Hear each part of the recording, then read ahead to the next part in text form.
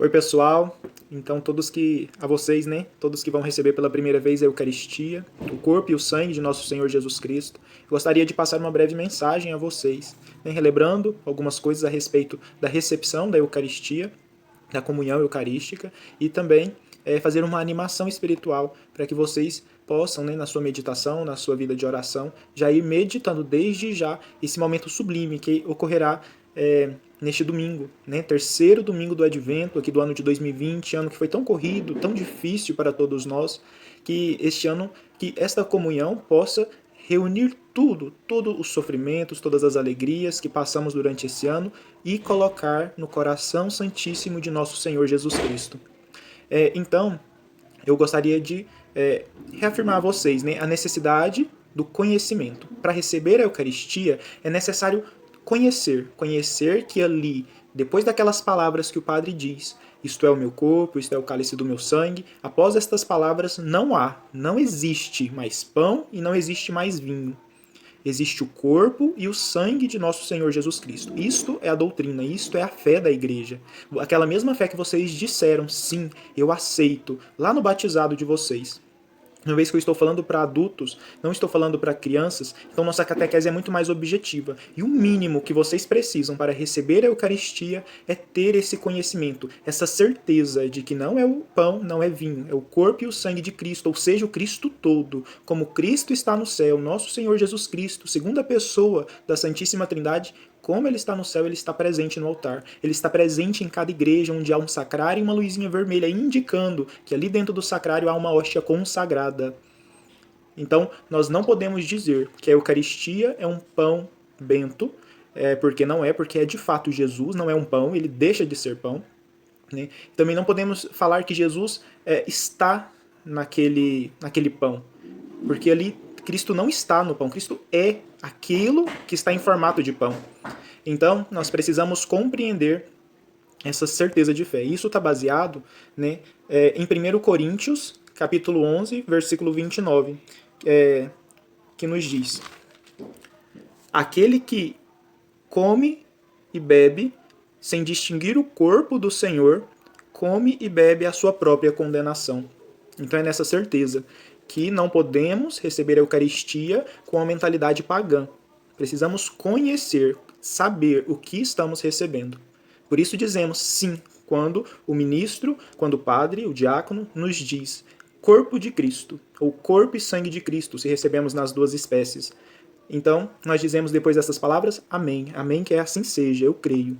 Então, confirmando essa verdade. Então, diante disso, esse conhecimento que se faz necessário. Também as proibições. Também as proibições, né, que impede da gente nos aproximar da Eucaristia. Então, uma delas é estar em pecado grave. Por isso a confissão se faz necessária antes. Os pecados veniais, aqueles pecados que a gente realiza sem pleno consentimento, né? A gente não queria, talvez foi forçado a fazer pelo impulso de algum momento ali, uma palavra maldita e etc., né? Um momento de estresse e essas coisas passageiras da vida, ou algo que de fato não é matéria grave. Talvez eu até quis fazer, mas não era matéria grave, não era nada dentro dos 10 mandamentos, dos 5 mandamentos da igreja, ou algo que eu não conhecia, não sabia que não podia, né? Ou alguma dessas situações que faz com que o pecado é pecado ainda, né? Ofende a Deus, mas faz dele ser venial, ou seja, leve, não um pecado grave, um pecado mortal. Esses pecados veniais, eles são perdoados no início da missa, no ato penitencial. Ali a gente pede perdão por esses pecados. Os pecados graves, eles só são perdoados na confissão. Então a nossa confissão se faz necessária para nos aproximar da Eucaristia.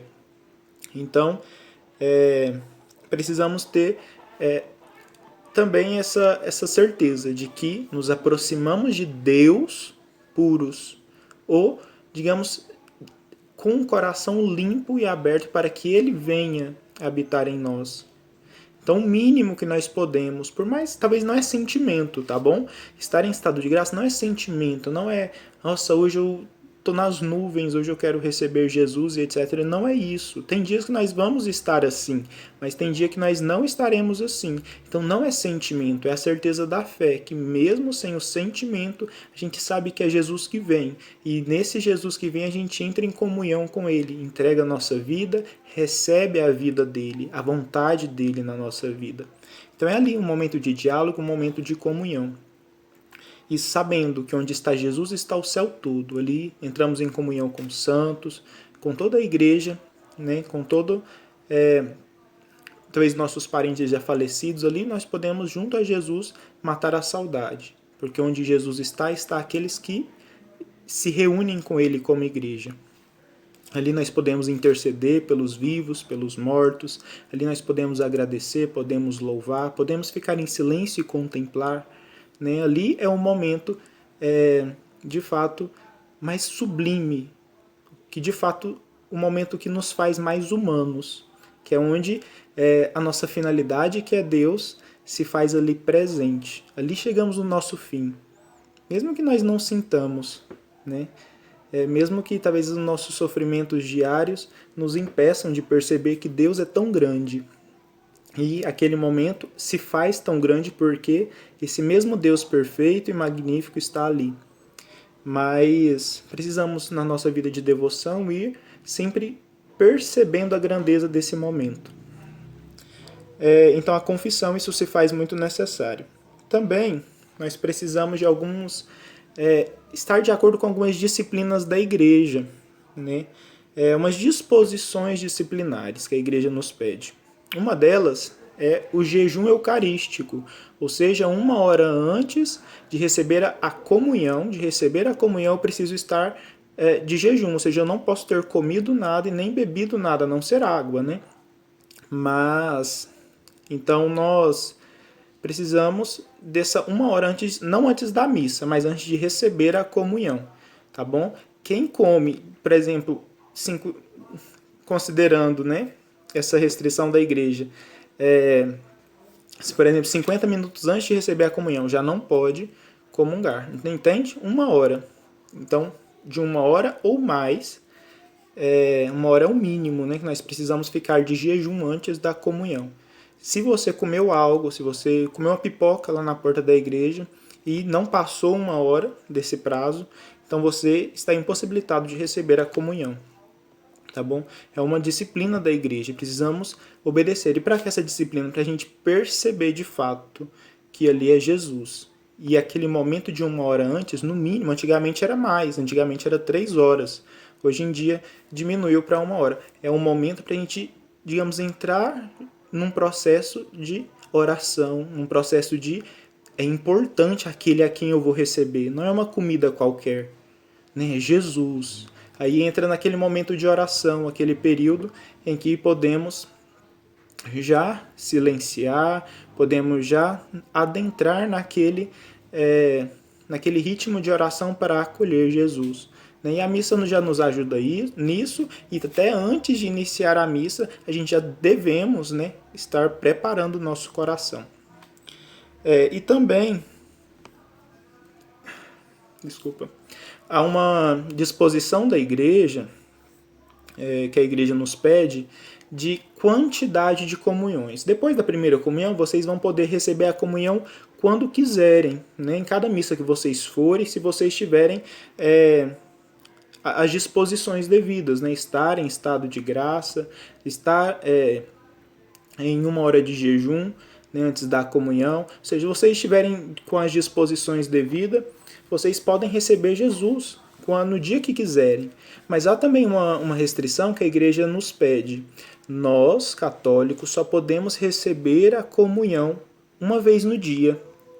Tá bom? Receber a comunhão 1 vez no dia. Isso pode ser numa missa, isso pode ser numa celebração da palavra, né? Ou em outro momento em que há a distribuição da comunhão. Então, 1 vez no dia. Para a gente receber a segunda vez, a gente precisa estar na Santa Missa. Tá bom? A primeira vez pode ser numa celebração da palavra ou em qualquer outro momento. Mas a segunda vez, naquele mesmo dia, a gente precisa estar na Santa Missa. Então a segunda comunhão que a gente recebe somente é feita dentro da Santa Missa. Se for, por exemplo, uma outra celebração da palavra, né? Em algum outro momento que a distribuição da Eucaristia não é a Santa Missa, a gente não pode comungar uma segunda vez naquele dia. Tá bom? Então fica apenas uma comunhão por dia. Mas se for dentro da Santa Missa, sim, a gente pode receber a comunhão pela segunda vez naquele dia. E no máximo 2 vezes no dia, tá bom? Porque Jesus não é para encher barriga, como São Paulo mesmo diz na palavra. Jesus é um momento, ali a comunhão é um momento que de fato precisa ter sido preparado e de fato aquele momento é o ápice de uma vida de oração que se faz plena ali com Jesus mesmo que seja essa oração seja o silêncio, a contemplação, né?